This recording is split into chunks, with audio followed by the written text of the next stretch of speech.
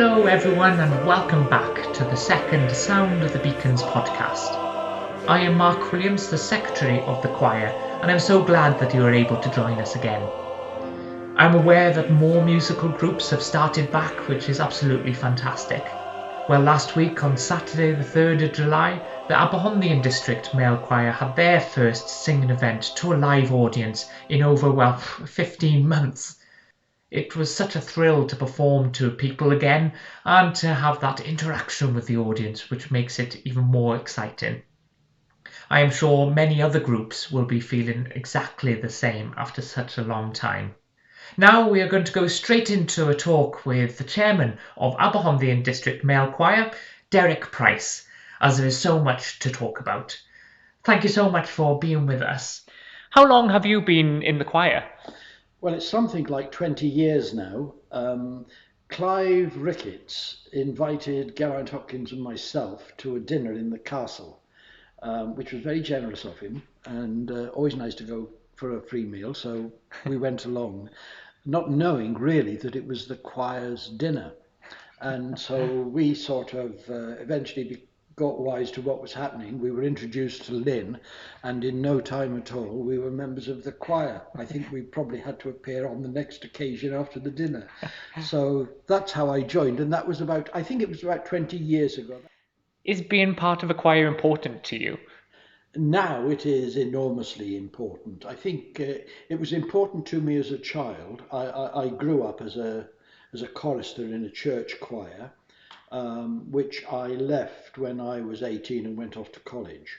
And after that, it was never really feasible because, first of all, I was obviously in college for several years, and then I started teaching.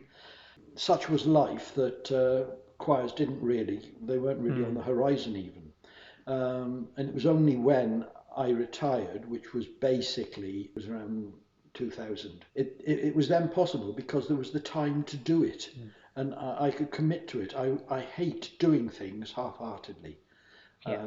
I like to do things that I can really commit to. So at that time, that sort of thing became possible again, and I leapt at it, and I just love it. So it's always a fixture. Do you think then that's why a lot of men between middle age never join a choir because they either do it when they're younger or when they're older, when they retire, because they have that commitment? I think that's right. Because you see, in my life, although I taught for 10 years in the state system, and then I went as a lecturer within the army, and I was in that for some 20 years. There just wasn't a time when I could have made any commitment to anything outside at all. Life was home and work. Yeah. I could do odd little hobbies at home and odd little interests, but to join something where I had to turn up at a certain time on every week, it just wasn't feasible. And concerts. Absolutely. So it just wasn't a possibility. What is your greatest moment in the choir? Oh goodness gracious! I've had so many, lots of fun things. I'm a great believer in having fun. If you don't have fun, it's not worth doing. Exactly. You've got to do things with a smile on your face, and I enjoy a bit of fun, and the choir gives me all that.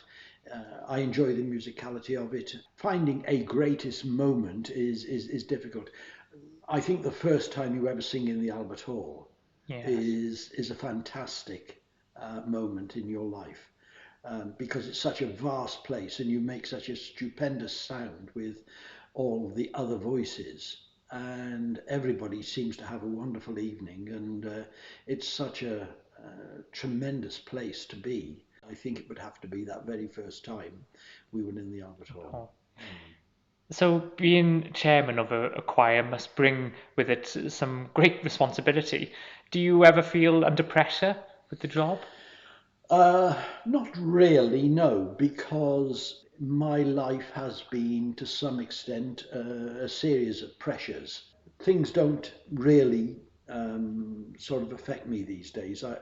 Because of the jobs that I have done, I have a confidence that I can get up and do it. It might not always be great, but I can certainly get up and do it. And that comes from a number of sources. That comes from lecturing to both young soldiers and adult soldiers. Another area it comes from was rugby coaching, because I was a coach with the Army rugby team. So I've always had a fair amount of confidence. So in a sense, nothing really bothers me. Obviously, if things go wrong, you can have a few moments where you need to sort yourself out, but generally it doesn't. Do you face any challenges? What's your toughest challenge that you may face? I don't really feel any challenge is too great. Again, I think over the years I've had experiences which give me a number of ways of dealing with all sorts of situations. So, in a sense, nothing really phases me. Like everybody else, sometimes something sudden happening, you need to sort of do something pretty quick. And up till now, anyway, touch wood, I think I've managed to do that. Whether I will continue to do so in the future, goodness only knows. Yeah. I don't. I do feel a lot of people may think that they just rock up to a choir and just sing, but a lot of work does go on behind the scenes. Do you think it is important having a committee with the choir, or does it take over the fun of being part of it? Oh no! I think a committee is very, very important, because they are the team that run it.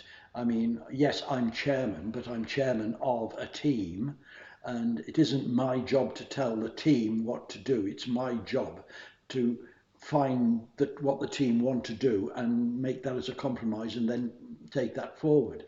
And we're very lucky with Aberhonddu, because of course we have people in jobs who are really first class. The committee should always be listening to what the choir is saying. The manner in which we do that is by having representatives for the 4 sections of the choir. So they bring to the committee what is being thought and what is being said in those sections, so that we can in fact listen to the choir, and we can in fact then hopefully make the right decisions and the right way forward. What is your favourite song to sing in the choir? That's a difficult one, because there've been so many. I mean, I always loved Aberhonddu, but I think probably the one that I always come back to, and the one if I really want to feel good, I'll sing Podlediad. What do you feel the future holds for male voice choirs? I suppose as long as we continue to recruit younger people, the choir will continue. Yes. As long as we have the sort of leadership within the choir, and in this case I'm talking about our musical director, who is so good, and as long as we sing the sort of music that people like singing, I hope that choirs will continue. I mean, I don't think there's any guarantee for anything these days, but it's like all organisations. Sometimes it's only the older people who can make the commitment that a choir demands, simply because they're in full-time gainful employment. And you just can't walk off in the middle of the afternoon to prepare yourself for a concert. Many of them belonging to organisations. For example, you get a lot of police choirs. And as long as that sort of thing continues as being a recreation, an interest for groups, like, for example, police or whatever, then yes, I hope and I think there will be a future for choirs, yes. Derek, thank you so much for joining us, and it is great to hear some of your stories and the important role that you have within the choir. I hope you can join us again next time, where we'll be joined by another guest on Sound of the Beacons podcast. Diolch yn fawr iawn am ymuno. Tiwniwch mewn I bodlediad Sain y Bannau nesaf. Keep singing and see you next time.